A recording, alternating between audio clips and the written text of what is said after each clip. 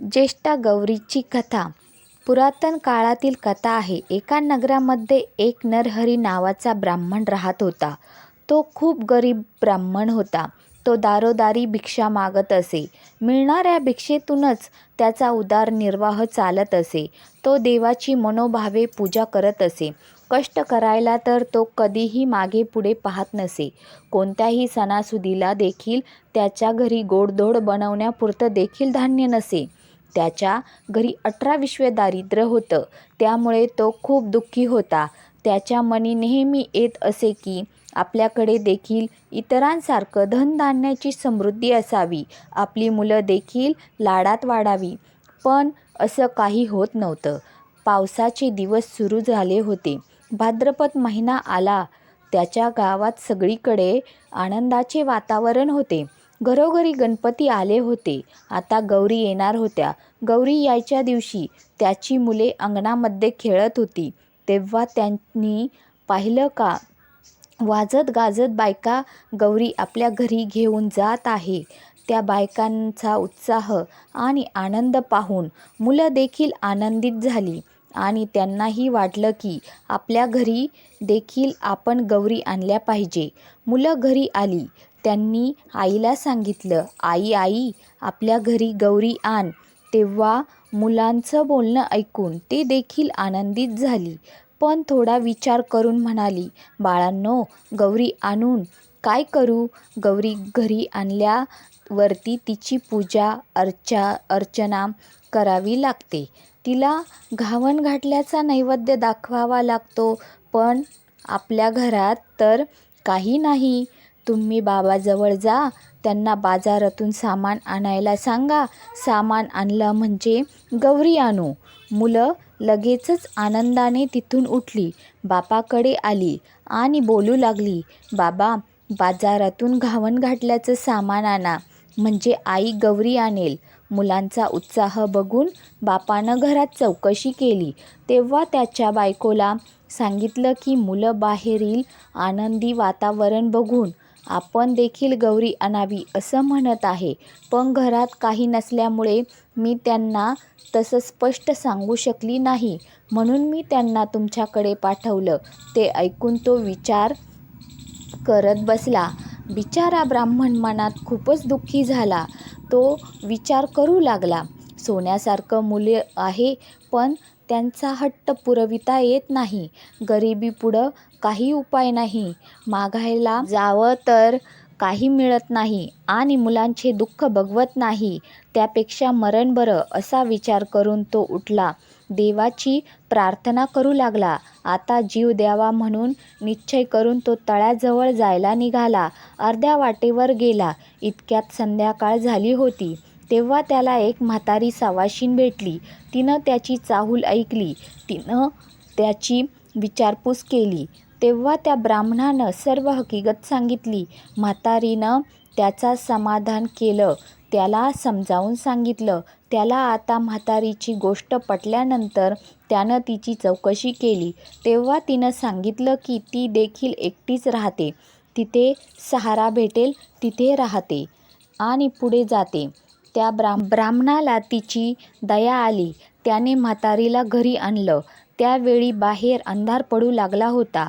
तो जेव्हा घरात पोहोचला तेव्हा त्याची बायको दिवा लावत होती. आपल्या नवऱ्यासोबत एका म्हाताऱ्या आजीला पाहून तिनं विचारलं, या पाहुण्या बाई कोण आणल्या?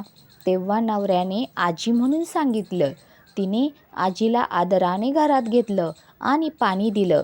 त्यानंतर आजीला काहीतरी खायला द्यावं म्हणून ती आत गेली आणि अंबिला करता थोड्याफार कण्या आहेत का ते पाहू लागली. ज्यात मुठभर कण्या मिळणं मुश्किल होतं ते मडकं पूर्ण कण्यांनी भरलेलं होतं. तिला दिसलं. तिला खूप नवल वाटलं. ही गोष्ट आनंदाने तिने आपल्या नवऱ्याला सांगितली. त्याला पण खूप आनंद झाला. तिनं त्याची भरपूर पेच केली. सगळ्यांनी आज पोटभर पेच खाल्ली. त्यानंतर सगळेजण आनंदाने झोपी गेले. सकाळी झाली तेव्हा म्हातारीनं ब्राह्मणाला हाक मारली, लेका, मला न्हाऊ घालायला सांग.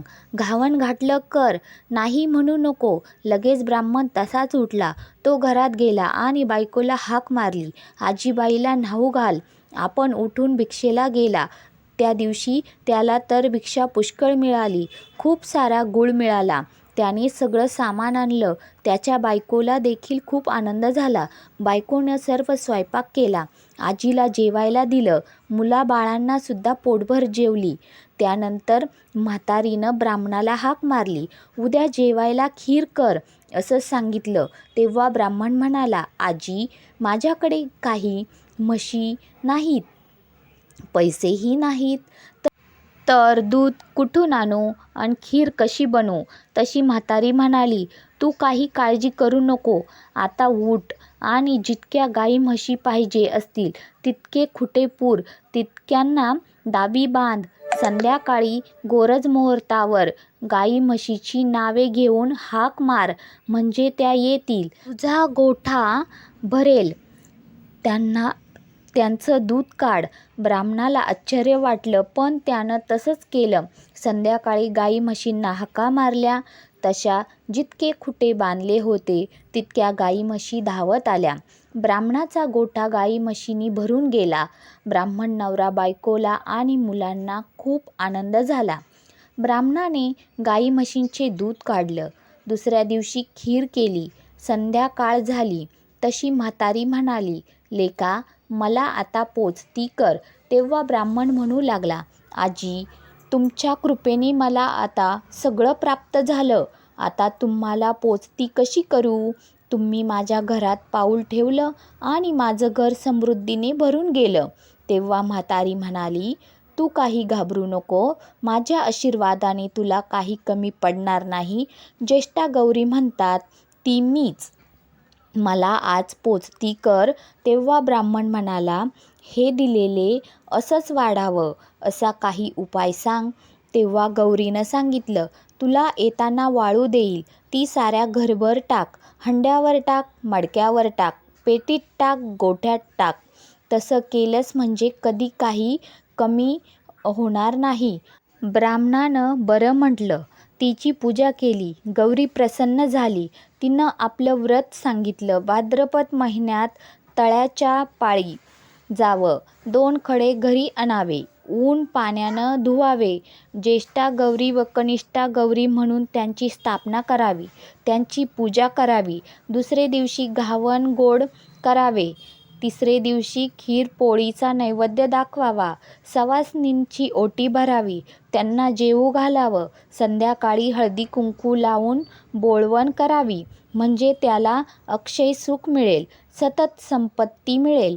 ही साठा उत्तराची कहाणी. पाचा उत्तरी, देवाच्या दारी, गाईच्या गोठी, पिंपळाच्या पारी, सुपळ संपूर्ण.